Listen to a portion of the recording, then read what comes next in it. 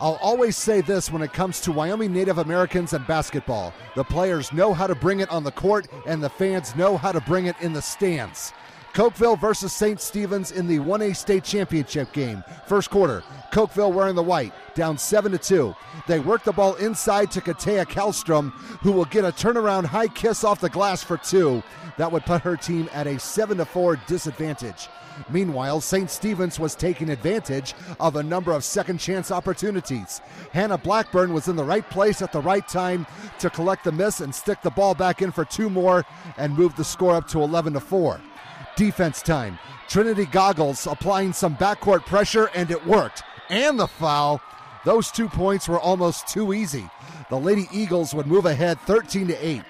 Just about everything was going their way for the time being. And speaking of time, it almost ran out on Uriah Addison. She will stick in a three with about 1 second to go. Hard to top that. That would keep her girls in the lead 19-13 after the first 8 minutes. Second quarter, this is the first time St. Stephen's has ever played in the state championship game, and so far they were proving that they belonged. Addison with a pretty good left-handed lay-in, and now her squad has a 10-point advantage. It's 23-13. They were getting it done on both sides of the ball. First, defense. Blackburn with the rejection. That's not all. The Lady Eagles were just beginning to take flight. That transitioned into some offense. Goggles is going to work her way through the crowd. Hoop and one. 19 points for the junior, and her girls are in a good spot, up 25-13. Last year's state runner-ups may have been down, but they were by no means out of it.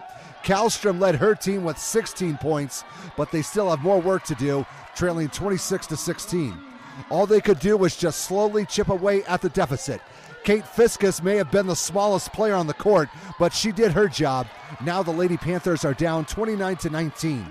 A slow comeback was in the works. Off of the turnover, Fiskus will get the bucket on the far side for two more, and suddenly it just became a 6-point game. The scoreboard reads 30-24.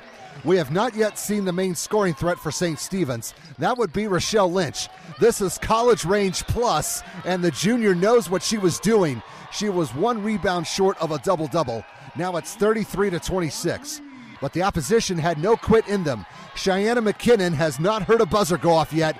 That makes this a 3-point buzzer beater. That was huge because Cokeville was only down 35-29 going into the locker room.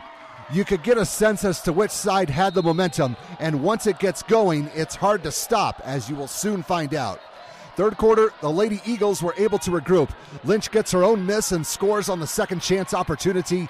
She and Goggles did most of the scoring, and for a while, it was working. Now it's 40-31, but this highlight is not over. First a turnover, and speaking of Goggles, it was time she did her share. You can tell someone has been practicing. The score would move up to 42-31. Between the two of them, Goggles and Lynch accounted for 46 points, and Lynch had 27 of them. Quite a performance, and the lead is still in double digits. It's 44-33. They were trying to put the nail in the coffin on this game, which was not a bad idea. Goggles will take charge on this highlight and score again. Remember, she and Lynch are both juniors, so they will both be back next year. St. Stephen's is now ahead 46-35. This highlight that you're about to see is critical. Goggles was just a one-woman crew with the steal, and then she will bring it back for two more. Her squad has an 11-point cushion. It's 48-37. Remember those numbers because everything is about to change. This is where the tide turned for good. Cassidy Harmon's going to get this party started with a big bang.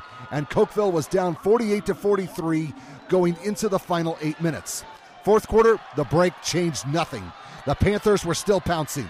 They find Carol Tonga on the run, and she will score 2 of her 12. This game is not over. An 11-point lead is down to 2. It's 48-46.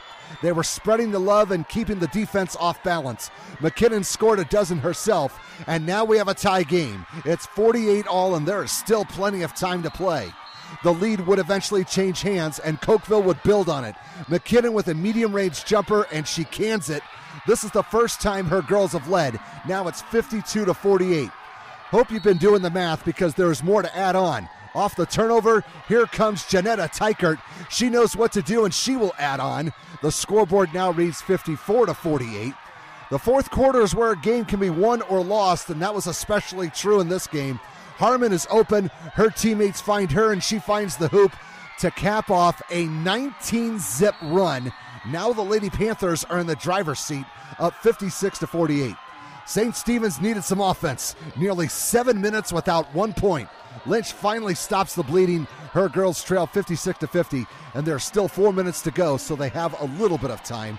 But the opposition was not going to give them the time of day. They were able to pick and choose their shots. Kallstrom is right on target. That would move the score up to 58-51. The Lady Eagles did not quit either. They needed a big stop, and Blackburn's going to give them one. Now they needed the offense to produce, but as of late, that's easier said than done. That run took a lot out of them. St. Stephen's managed only 3 field goals the entire quarter. Here's one courtesy of Lynch, but 3 field goals in the fourth usually is not going to get the job done. The best they could do is scramble, keep fighting, and maybe get a turnover. Goggles will get one more basket for the cause. They are within striking distance, trailing 61-58 with about 30 seconds remaining. But then the game went into free throw mode, and the Lady Panthers were comfortable with that. Tykert did enough to put it out of reach. It was a great effort on the part of St. Stephen's and quite a turnaround. For the past few years, they were lucky if they could win the regional playing game. A runner-up finish is nothing to hang your head over. Like I said, their main weapons will be back next year. In the meantime, Cokeville wins their 3rd title in 5 years. Final score 65-59. The Lady Panthers put together a 27-1 record with only 2 seniors. So look out for them next year as well.